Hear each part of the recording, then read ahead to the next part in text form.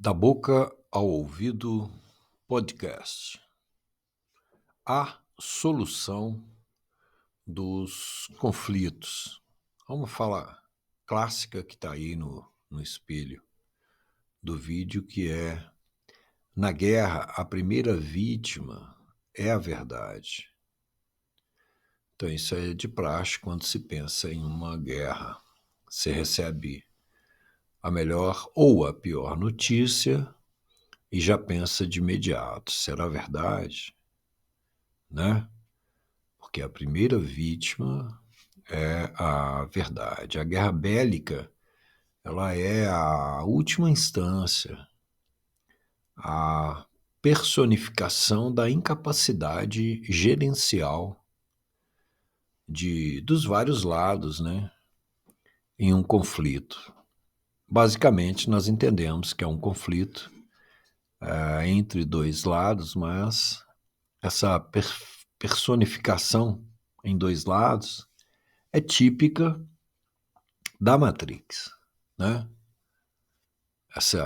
Esses opostos, né? Sempre pares de opostos e polos, né? Que concorrem entre si. Esses dois polos, esses pares concorrem sempre entre si. E o resultado de conflito é exatamente a tipificação da desarmonia. Então, nós estamos falando aqui do conflito consciente, né? Esse conflito que está dentro da gente, que está como uma perturbação de uma harmonia que nós precisamos restaurar entre o pensar, o sentir e o agir. Então, esse triângulo ele precisa ser equilátero. Naturalmente que o, o sentir degenerando para o desejar, por uma série de pregações que a civilização incute naqueles formandos, né, desde da pré-escola, e essa exacerbação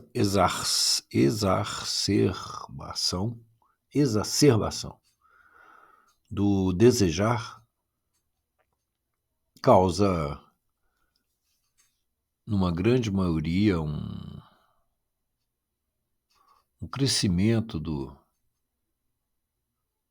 das metas no sentido do desejo, e isso supera primeiro o sentimento, isso é levado para a ação, e na ação isso vai superar o pensamento, a tradição, os bons modos, de maneira que é comum o indivíduo sacrificar vários aspectos assim de si mesmo, da sua situação, para se alcançar uma meta, para ter certeza de que vai conseguir chegar num certo lugar, a aquisição de um bem, uma,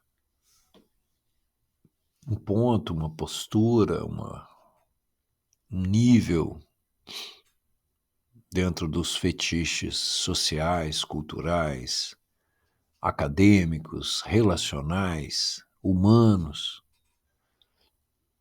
E o indivíduo, então, nessa desarmonia interior, e naturalmente uma desarmonia que gera conflito, ele irradia esse conflito para fora. No campo da filosofia, isso chega naturalmente nas pessoas que decidem, né? Pela sociedade, pelas nações. E, infelizmente, nós temos, de tempos em tempos, conflitos. Um outro aspecto é que o conflito tem por detrás de si um business, né? Tem uma coisa aí de produção de insumos para conflitos, e esses insumos, principalmente os insumos bélicos, eles custam muito comparados a outros insumos e dão muito resultado, né, para os fabricantes, para os países fornecedores. Isso é algo sabido. Por detrás de uma guerra bélica há inúmeras outras formas de guerra que estão acontecendo o tempo inteiro na civilização, né? As guerras de insumos, né? Da onde vêm os materiais para se produzir, porque um país compra do outro, tem lá um tratado, outro país não pode, um outro precisa terceirizar de um quarto, quinto, para que a coisa flua para ele. E essas relações culturais antigas é que vão determinando parceiros e excluídos das parcerias, né? E aí se tem privilegiados e desprivilegiados, né? Você tem aqueles que estão subindo a montanha e aqueles que vão descendo a montanha. E a periferia disso é a escassez, a miséria e a barbárie. E o mesmo ponto de vista é aplicado dentro de uma hierarquia de poder das nações, né? Em que naturalmente se visualiza um tempo de existência de algum aspecto ali daquela classe, daquele tipo de sociedade que se tem ali em vista dos elementos nutrientes do seu status, da sua condição. E sabe-se então que precisa se expropriar os elementos de uma outra classe de nações, um outro perfil, uma outra nação. E aí as coisas ganham uma direção, primeiro, oculta nos tratados, nos conchavações que vão sendo produzidas, e num dado momento o business fala mais alto e o sistema é universal, né? O empresário é o que elege o político e o político age muitas vezes a serviço dos monopólios que o colocou naquele ponto de serviçabilidade dupla, à coletividade e a especificamente aqueles grupos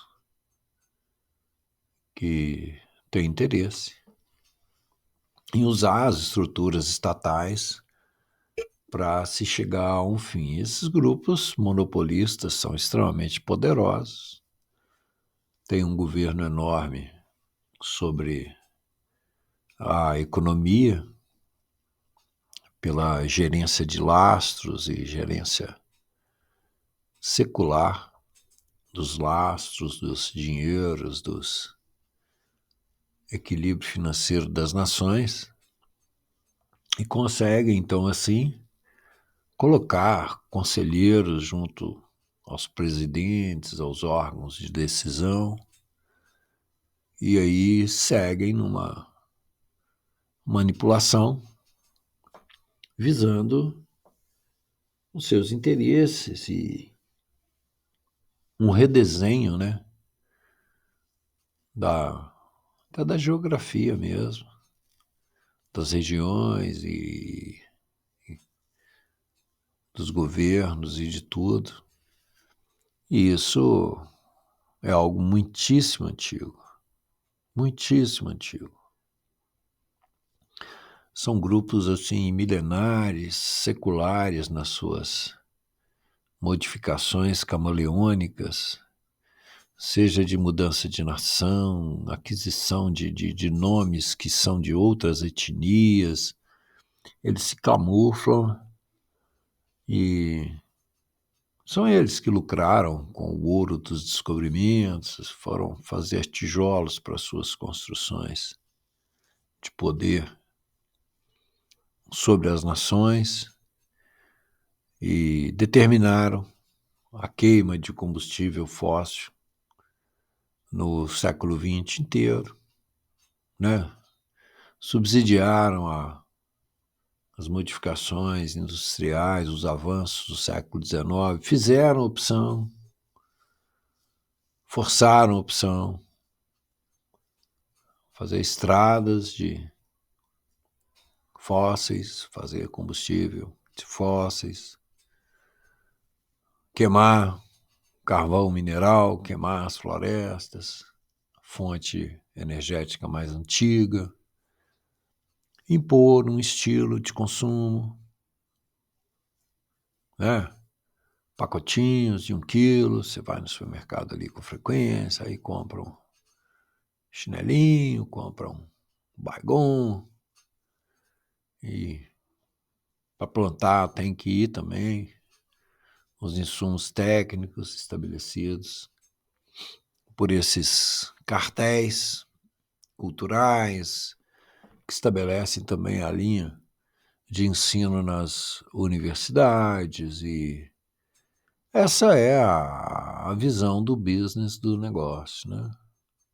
E aí criam os organismos internacionais de saúde, os fabricantes daquele segmento de medicamento, e criam os organismos internacionais de paz, aqueles fabricantes de insumos para conflitos armados. É a humanidade como a conhecemos, é a maneira que nós conseguimos gerenciar atualmente, e mais uma vez, a nossa civilização. Então, se pensarmos a solução geral dos conflitos, ela viria de uma genérica transformação interior. O indivíduo que é formado lá desde a pré-escola para o conflito, não é? Para perder a cabeça de alguma forma, perde a cabeça no trânsito, perde a cabeça por doença, perde a cabeça por razões psicológicas, perde a cabeça por ansiedade, por medo, e perde a cabeça nas guerras, nas várias formas de guerra, perde a cabeça na economia, perde a cabeça na bolsa de valores, perde a cabeça porque perdeu a cabeça. E isso é uma cultura, uma forma, né? Essa forma, ela vem sendo trabalhada nos últimos séculos de uma maneira muito sistemática,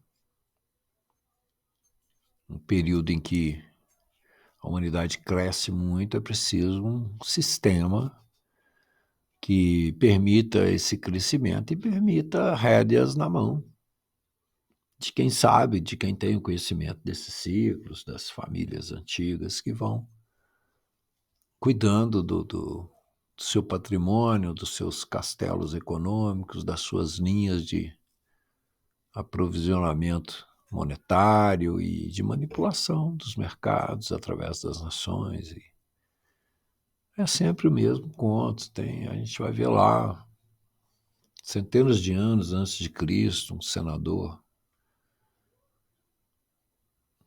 em Roma e esbravejando e falando dessas coisas. E isso é mais antigo do que isso é a forma. A gente vai ver no campo dos entendimentos do abstrato emocional um senhor dos exércitos, né? Um ser poderoso que paira sobre a humanidade, uma criação dessa humanidade dentro de um campo poderoso que reflete as energias liberadas pela humanidade no sentido do sentimento, da emoção, do pensamento, no sentido da vontade, no sentido da ação e da reação. E essa entidade ela vai escolher um lado. E tanto quanto os donos do mundo, os tais com seus castelos de razões e motivações e resultados econômicos, vai financiar os dois lados e vai manipular os dois lados. E no meio do conflito, ela vê o lado que está mais viável e fala, opa, então é esse aqui. Corta o financiamento de um e o outro lado. E aí sempre ganha, né? A Primeira Guerra foi, aliás, um exemplo assim sensacional. Falou, bom, agora a gente vai imputar a eles um contrato para gente que destruiu o país dele e ganhou a guerra, agora a gente vai reconstruir. Então, eles vão ficar devendo 2 vezes para nós, mas aí tudo bem, porque a gente também vai fazer uma parceria com eles, que eles precisam crescer para não desequilibrar aqui o campo de conflitos possíveis, futuros. Então vai ficar de boa para eles também. Aí, pá, Segunda Guerra e tal. Com o crescimento espiritual da humanidade, não se conseguiu até hoje emplacar uma terceira guerra, né? A coisa está diluída, né? Está diluída no problema de trânsito, assustador em muitos países, não é só no Brasil. Está no problema do erro médico em muitos países, problema do remédio em muitos países, problema da exceção social, aonde o indivíduo tem uma situação miserável e aí criança não cresce, não escapa.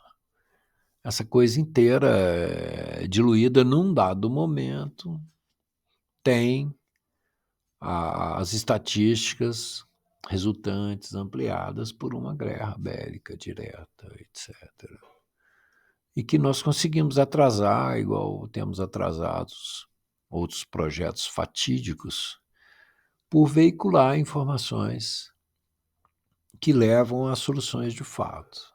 Então, quanto mais harmônicos formos interiormente, quanto menos um quadro de valores supérfluos e desnecessários a gente tenha, quanto menos maluquice com o investimento nisso ou naquilo, porque isso, porque aquilo, porque o status disso ou daquilo, ora. O que tem valor, de fato, é a espiritualidade, a razão, o equilíbrio, a beleza, a força, o amor. É isso que os nossos antepassados nos legaram como valores de fato primáveis. E a partir disso precisamos seguir com o nosso barquinho, geração a geração, mantendo a casa mais ou menos em ordem, porque hoje em dia o negócio nuclear seria muito pesado. A casa ficaria muito bagunçada. Então, a ideia é, pela paz, pela harmonia e através do amor, a gente conseguir interiormente sanar o conflito e irradiar a solução no sentido de que a harmonia ela é o grande valor, né? A grande meta, o grande valor, e ela diz respeito quase sempre a ceder, né? Quem tem muito, ceder um pedacinho. E aí a gente segue, né? E tudo vai se harmonizando. É isso aí, da boca ao ouvido podcast, depois de falar aí em 9 vídeos de coisas assustadoras que assolam a humanidade. A gente está aqui num momento de divisor de águas e vamos continuar mantendo a tradição. Essas coisas são da boca ao ouvido. Compartilhe nosso conteúdo, consuma, dê seu like, ajude o canal.